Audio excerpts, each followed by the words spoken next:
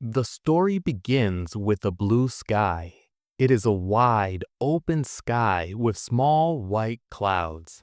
High up in the air, a small white feather is floating. The feather is very light. The wind carries it. It moves left, then it moves right. It dances in the air. It floats over trees, over buildings, and over cars. Finally, it comes down slowly. It lands gently on the ground next to a muddy tennis shoe. A man picks up the feather. He is sitting on a wooden bench at a bus stop. He is wearing a light suit and that muddy pair of tennis shoes. He opens an old suitcase and places the feather inside carefully, right inside a favorite book. This man is Forrest Gump. He sits on the bench with a box of chocolates on his lap. He looks like a simple man. He looks kind. He turns to a woman sitting next to him and begins to speak. He tells her that life is unpredictable. He compares life to a box of chocolates because a person never knows what flavor they will get inside. He begins to tell her his life story. Forrest was born in a small town called Greenbow in the state of Alabama. When he was a young boy, he had a problem with his legs. His back was crooked. The doctor said he could not walk properly, so they put metal braces on his legs. These were heavy metal bars attached to big, thick shoes. When Forrest walked, he made a loud mechanical noise. It was very hard for him to move. But Forrest had a mother who loved him very much. Her name was Mrs. Gump. She was a strong woman. She always told Forrest that he was not different from anyone else. She believed that everyone had their own destiny. She taught him to be proud. She taught him that he was special. They lived in a big old house.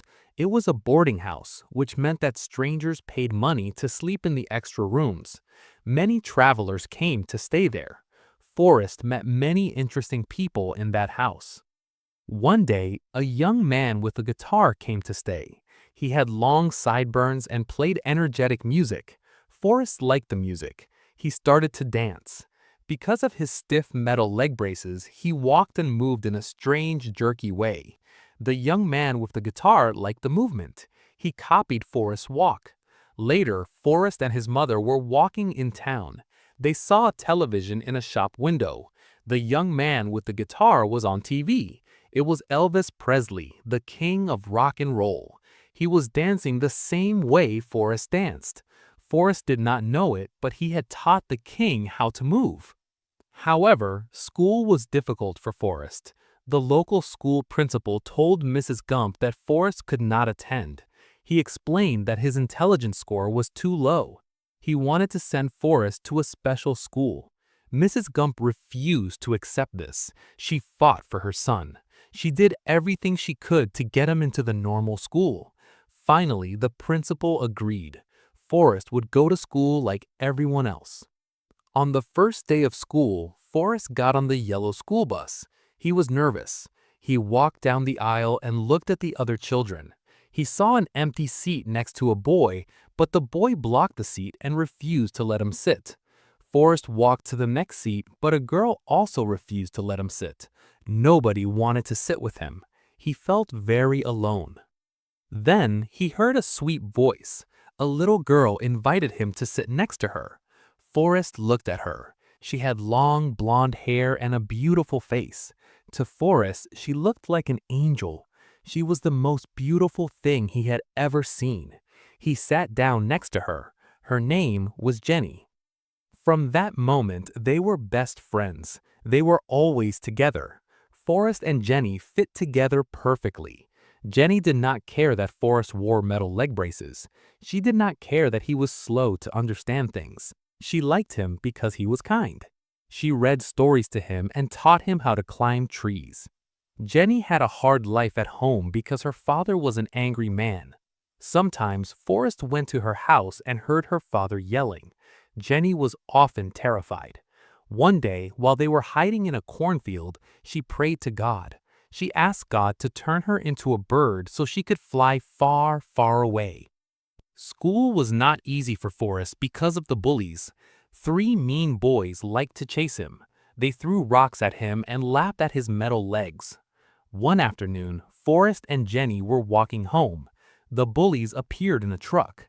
They saw Forrest and started to throw stones.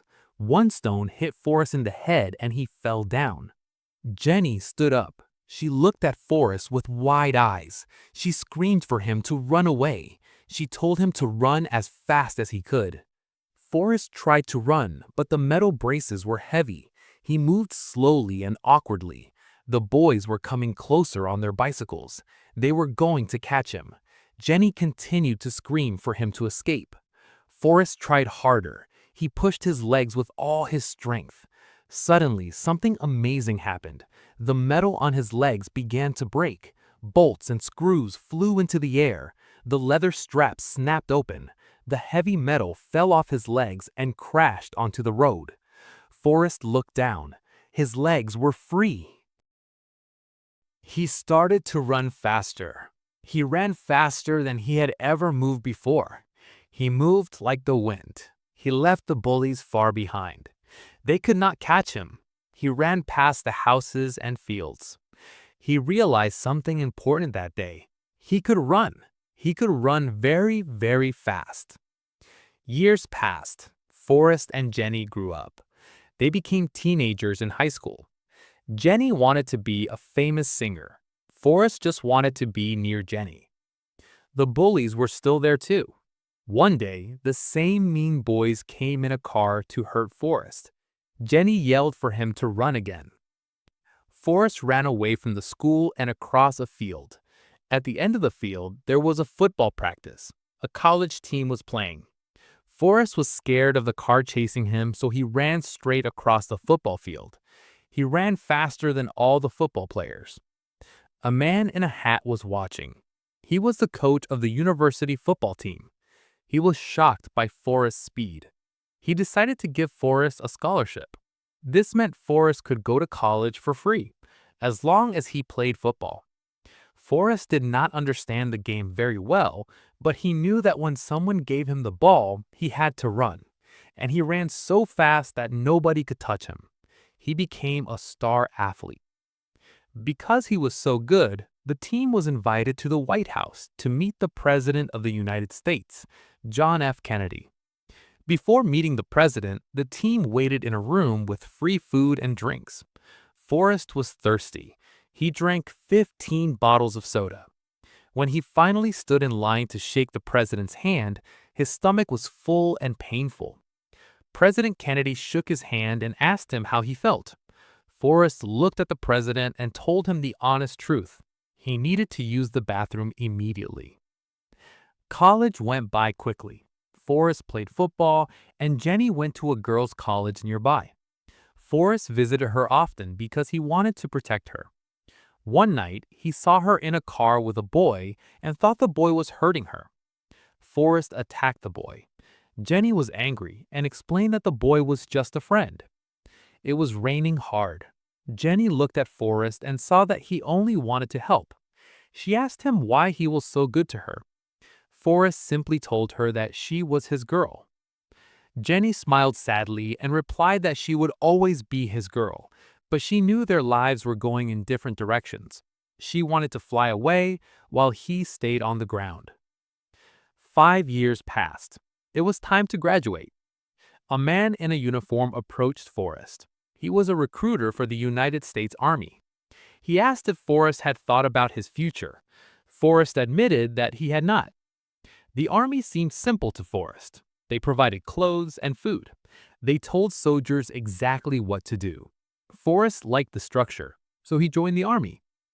On the bus to the Army training camp, the situation was just like his first day of school. He walked down the aisle looking for a seat. He was big and strong now, but he still felt shy. Several soldiers refused to let him sit next to them. Finally, a young black man looked up. He moved his bag off the empty seat next to him and invited Forrest to sit. Forrest sat. The man introduced himself as Benjamin Buford Blue, but he said people called him Bubba. Bubba began to talk immediately. He did not talk about philosophy or books. He talked about shrimp.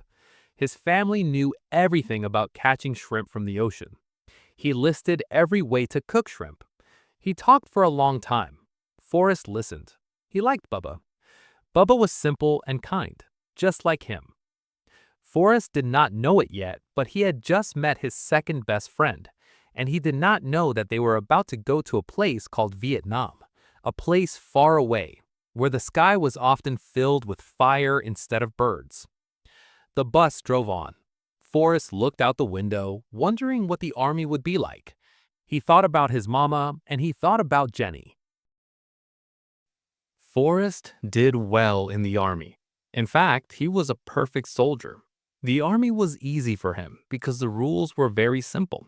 The officers told him to stand up, and he stood up. They told him to assemble his rifle, and he did it faster than anyone else. The drill sergeant yelled loudly at all the other soldiers, but he was impressed by Forrest.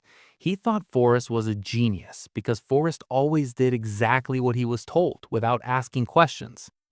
Soon, the training was finished.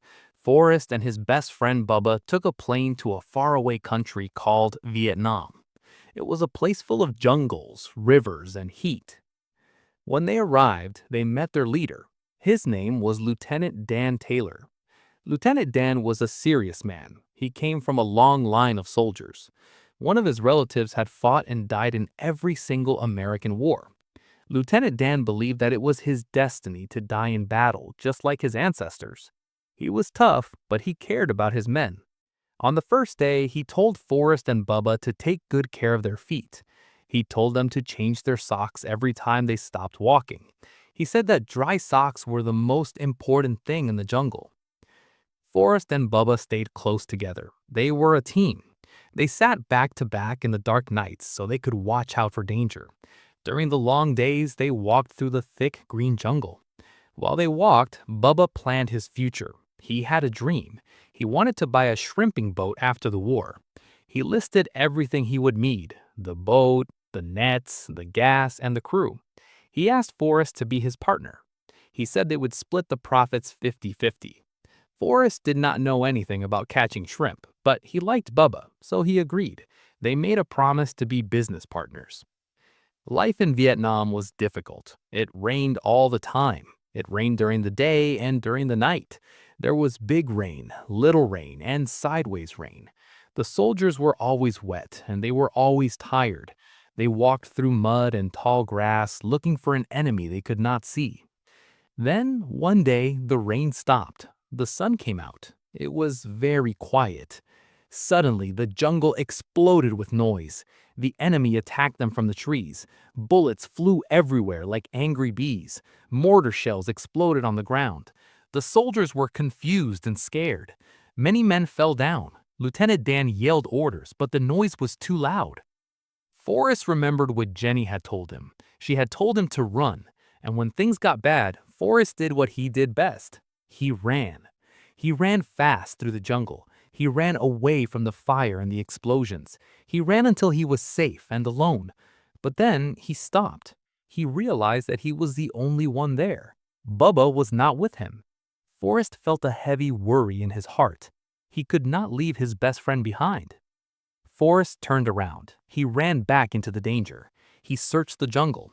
He found the soldier lying on the ground, but it was not Bubba. It was another man from his unit. The man was hurt. Forrest picked him up and carried him out of the jungle to safety. Then he ran back in. He found another soldier. He carried him out too. He did this again and again. He was like a machine. He did not think about the bullets flying around his head. He only thought about finding Bubba.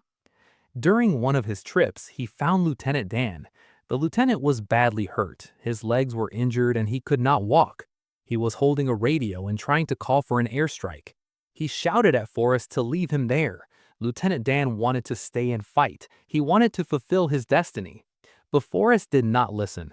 He picked up Lieutenant Dan and threw him over his shoulder. The lieutenant kicked and screamed, but Forrest was too strong. He carried the angry officer to safety. Finally, Forrest ran back into the jungle one last time. He found Bubba. Bubba had been shot in the chest. He was lying by a river. Forrest knelt down beside him. He was scared. Bubba looked up at the sky. He whispered that he wanted to go home. Then he closed his eyes and died. Forrest felt a terrible pain. It was not a physical pain, it was a pain in his heart. He had lost his best friend. During the battle, Forrest had been shot in the buttocks. It was not a serious wound, but he had to go to the hospital. He was sent to an army hospital to recover. In the hospital, life was very boring. Forrest had nothing to do. One day, he saw some people playing a game with a small white ball and wooden paddles. It was ping pong. A soldier told him to keep his eye on the ball. Forrest was very good at following instructions. He watched the ball, he hit it back, he hit it again. Forrest discovered that he was naturally amazing at ping pong. He played like a robot, he never blinked. He could play for hours without dropping the ball. The other soldiers watched him in amazement.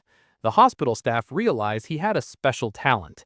They gave him his own paddle. He played all day long. It helped him forget the war for a little while. However, not everyone in the hospital was happy. Lieutenant Dan was in the bed next to Forrest. The doctors had saved Lieutenant Dan's life, but they had to cut off his legs. He was now in a wheelchair. He was very bitter and angry. He stared at the ceiling all day and refused to eat. One night, Lieutenant Dan pulled Forrest out of his bed and onto the floor. He was furious. He yelled at Forrest. He asked why Forrest had saved him.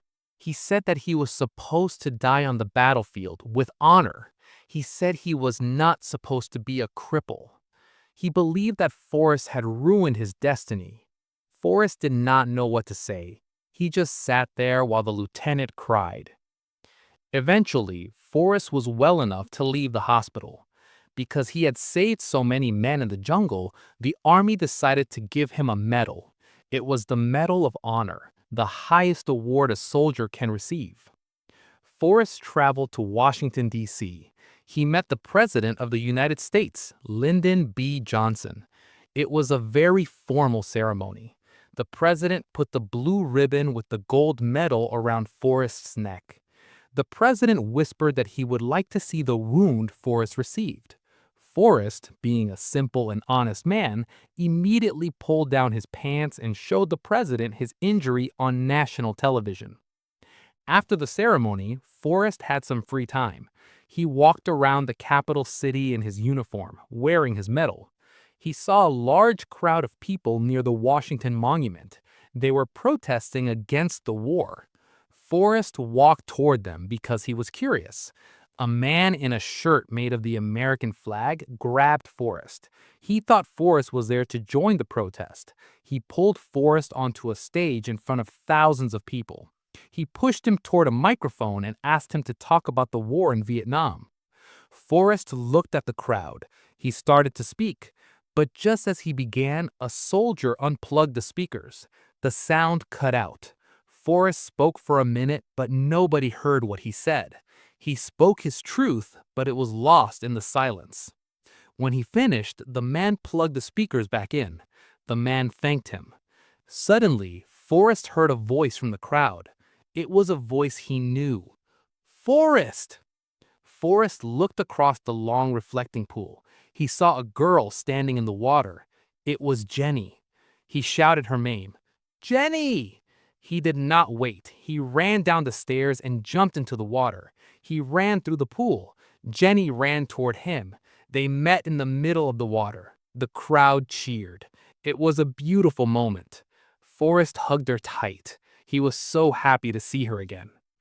But Jenny had changed. She was part of the counterculture now. She was a hippie.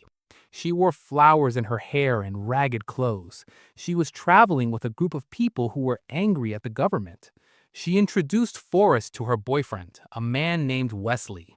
Wesley was not a nice man. Later that day, at a party, Wesley got angry and hit Jenny. Forrest saw this. He did not think, he reacted. He attacked Wesley and punched him repeatedly to protect Jenny. Jenny stopped him. She was sad and tired. She explained that she was living a different life. She was traveling to California to protest. Forrest asked her to come with him, but she said no. Their paths were different. Early the next morning, Jenny left on a bus. Forrest watched her go. He gave her his Medal of Honor before she left because he wanted her to have something special. He was alone again. Forrest's time in the army was almost over, but the army had found a new job for him. They did not want him to fight anymore. They wanted him to play ping pong. He joined the All-American ping pong team. He became famous. He traveled to China to play against the Chinese champions. He was the first American to go there in a long time. He was a celebrity. But even with all the fame and the ping pong, Forrest felt empty. He missed his mama and he missed Jenny. He did not know what his future held, but he knew he had a promise to keep. He had made a promise to a friend named Bubba. Forrest's time in the army finally came to an end. He had served his country with honor. He had met presidents, he had fought in a war, and he had played ping pong against the best players in the world. When he left the army, a company that made ping pong paddles offered him a job. They paid him $25,000 just to use his name. For a simple man from Alabama, this was a fortune. It was more money than he had ever seen. Forrest went home to Greenbow to see his mother. She was happy to see him safe. But Forrest did not stay long. He had something important to do. He remembered the promise he made to his friend Bubba in the jungle of Vietnam. They had promised to be partners. They had promised to be shrimp boat captains. Even though Bubba was gone, Forrest knew he had to keep his word. A promise is a promise. So Forrest took his money and traveled to a place called Bayou La Batre. It was a small fishing town on the edge of the ocean. It smelled of salt and old fish. He went to a store that sold boats. He met an old man and told him he wanted to buy a shrimp boat. The man thought Forrest was foolish, but he sold him an old, dirty boat. Forrest worked hard to fix it. He painted it and cleaned the engine. When the boat was ready, he needed a name for it. There was only one name he could think of. He named the boat Jenny. To him, it was the most beautiful name in the world. Forrest began his new life as a shrimp boat captain. He steered the Jenny out into the open water. He lowered the big nets into the sea. He waited for hours. He pulled the nets up with excitement, but when he looked inside, there were no shrimp. He caught old shoes, a toilet seat, and some garbage. He caught everything except shrimp. The other fishermen laughed at him. They told him he was unlucky. They told him to go home. But Forrest was stubborn. He went out every day. He tried and tried, but he always failed. One day, while Forrest was working on his boat at the dock, he saw someone familiar. A man was moving down the pier in a wheelchair. He had long, messy hair and a thick beard. He was smoking a cigar and looked very angry at the world. It was Lieutenant Dan. Lieutenant Dan had changed. After the war, he had lost his hope. He felt useless without his legs. He had promised Forrest in the hospital that if Forrest ever became a shrimp boat captain, he would be his first mate. He had come to keep that promise, although he did not think they would catch anything. Now Forrest was not alone. He had a partner. Lieutenant Dan shouted orders and told Forrest where to steer the boat, but they still caught nothing. They caught only mud and rocks. Lieutenant Dan was frustrated. He asked Forrest where his God was. Forrest did not know how to answer. Then the weather changed. A terrible hurricane was coming toward the coast. It was Hurricane Carmen. It was a monster storm. The radio warned all the fishermen to tie their boats to the docks and run for safety. Everyone was afraid, but Lieutenant Dan was not afraid. He was crazy with anger. He told Forrest to take the boat out to sea. He wanted to fight the storm. He wanted to challenge God. Forrest did what he was told. He steered the Jenny straight into the hurricane. The sky turned black. The wind screamed like a banshee. The waves were as tall as mountains. The little boat went up and down, tossing like a toy in a bathtub.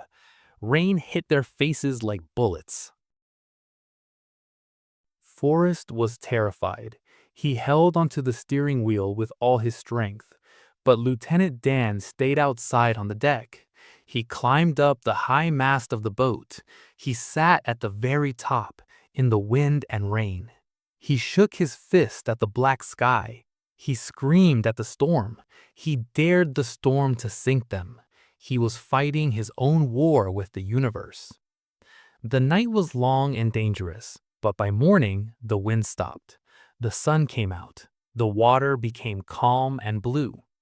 Forrest looked around. The Jenny was still floating. They had survived. When they returned to the port, they saw a scene of destruction. The hurricane had destroyed everything. Massive boats were thrown onto the land. Docks were broken. Every other shrimp boat in the area was wrecked.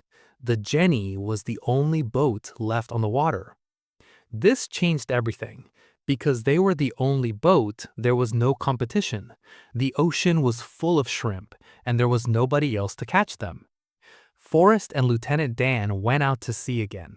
This time, when they pulled up the nets, they were heavy. They were filled with thousands of pink, fresh shrimp. They filled the boat. They went out again and caught more. They caught shrimp day after day. Soon, they had so much money they did not know what to do with it. They bought more boats. They hired people to work for them. They built a big warehouse. They painted the name Bubba Gump Shrimp Company on everything. Forrest had kept his promise to Bubba. He even gave a large share of the money to Bubba's family. Bubba's mother, who had been a servant her whole life, never had to work again. She was rich. But the most important change was in Lieutenant Dan. The storm and the hard work had healed him. He was no longer angry. One quiet afternoon, the ocean was as flat as glass. Forrest was steering the boat, and Lieutenant Dan was sitting on the rail. Lieutenant Dan looked at Forrest. His eyes were clear. He spoke softly. He thanked Forrest for saving his life in the jungle. It was the first time he had ever said thank you. Then Lieutenant Dan did something surprising. He jumped off the boat into the water. Forrest was worried. He stopped the boat. He looked over the side. Lieutenant Dan was swimming. He was doing the backstroke. He looked peaceful. He looked at the sky and the clouds. He seemed to be making peace with God. For the first time since the war, Lieutenant Dan was happy. Life was good. Forrest was a millionaire. He was a successful businessman. He was on the cover of magazines. Everyone knew the Bubba Gump Shrimp Company. But then the telephone rang. It was a call from Greenbow, Alabama. The voice on the other end was serious. Forrest's mother was very sick. Forrest did not care about the shrimp. He did not care about the money. He jumped off the boat immediately. He ran to the airport and flew home as fast as he could. He arrived at the old house. It was quiet. He went upstairs to his mother's room. Mrs. Gump was lying in bed. She looked small and frail. Her hair was gray. Forrest sat beside her. He held her hand. He asked her what was wrong. She looked at him with love. She told him that it was her time. She explained that dying was a part of life. It was something everyone had to do. She told him not to be afraid. She said that she had done the best she could with her life. She reminded him that life is like a box of chocolates. You never know what you're going to get. She closed her eyes and passed away peacefully. Forrest was heartbroken. He missed his mother terribly. She was the one who taught him everything. She was his first friend. He buried her under a big tree near the fields.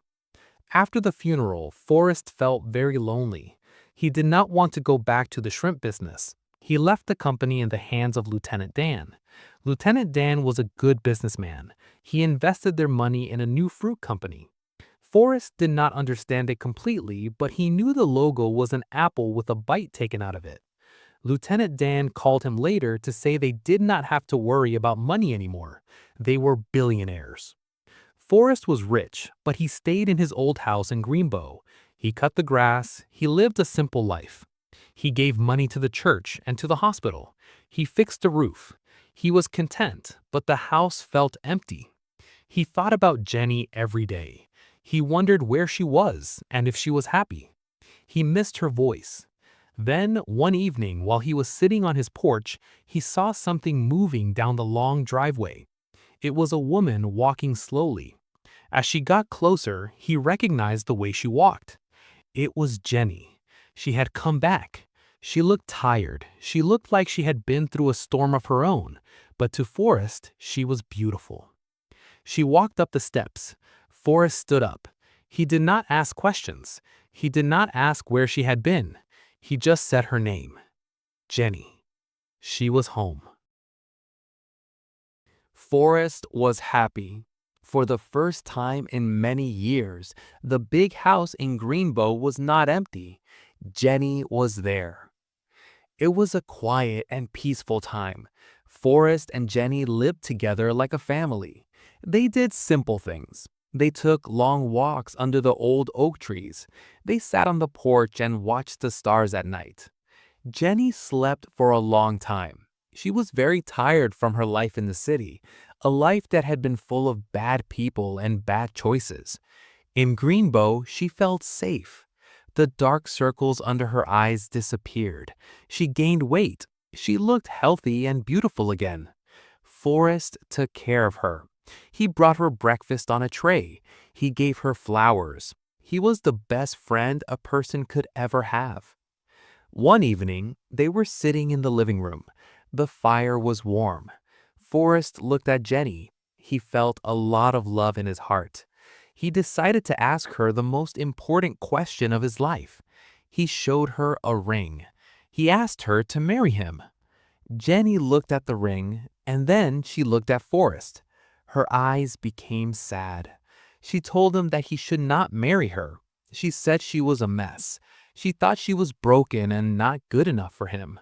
Forrest did not understand. He looked at her and spoke from his heart. He admitted that he was not a smart man, but he told her that he knew what love was. Jenny did not answer him with words. That night, she came to his bedroom. She told him she loved him.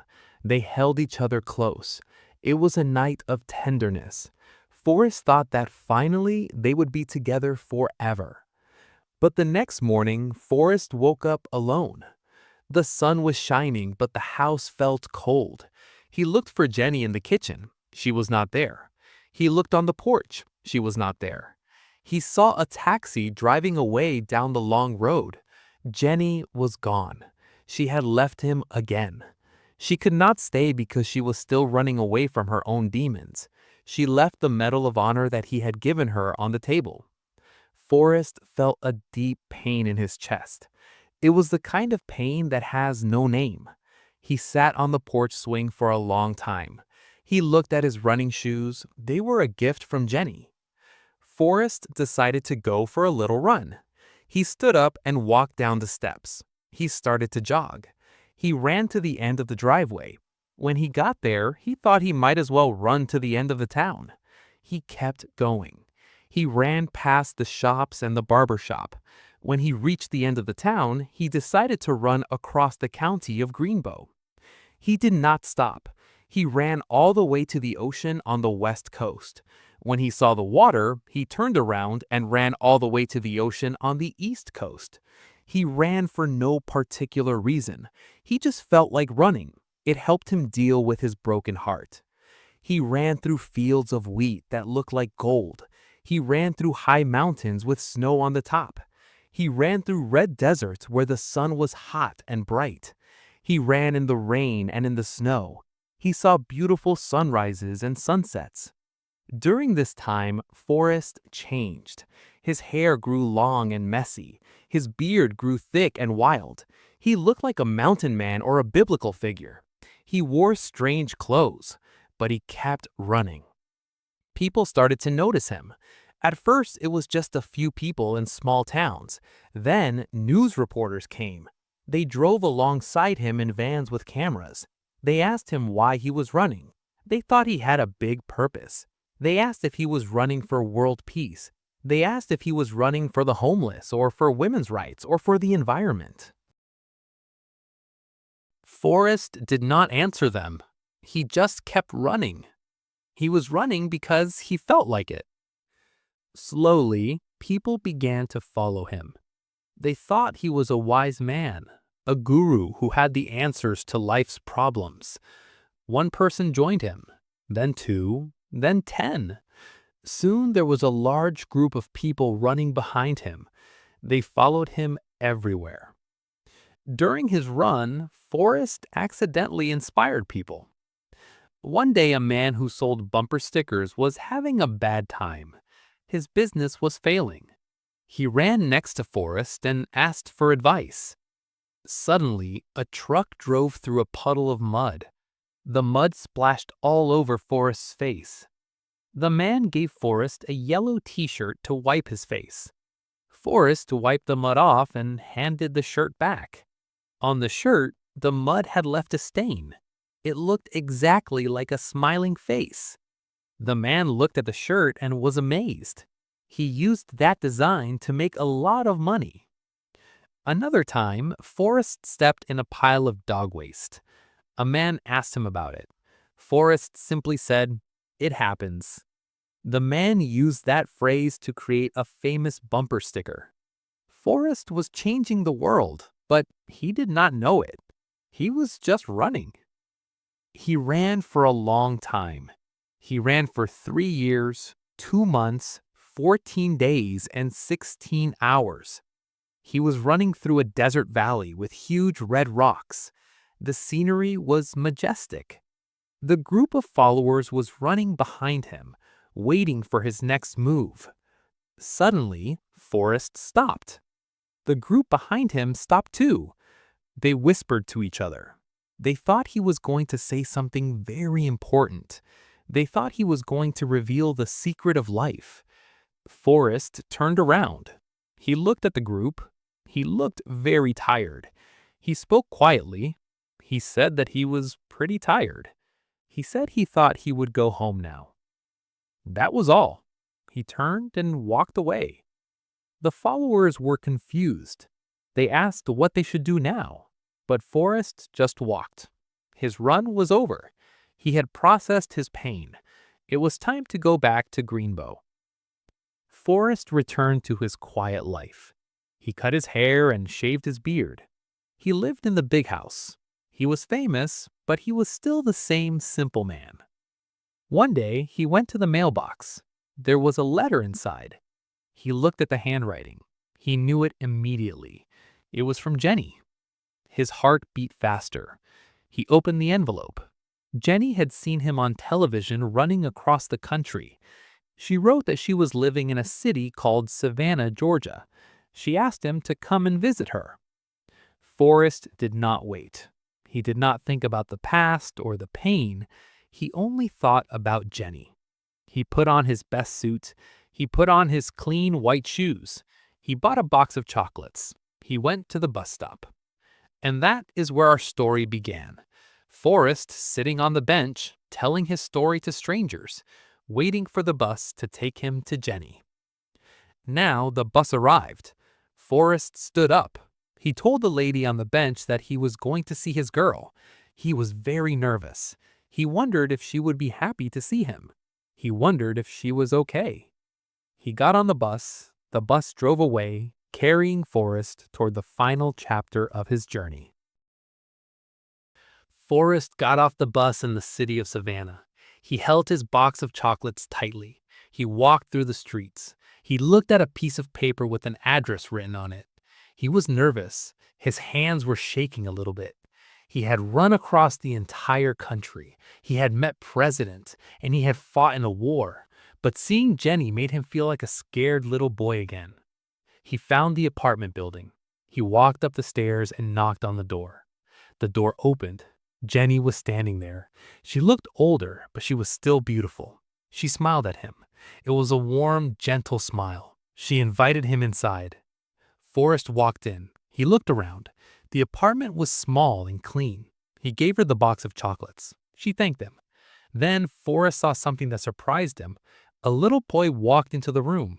The boy was small and had golden hair. He was watching a cartoon on the television.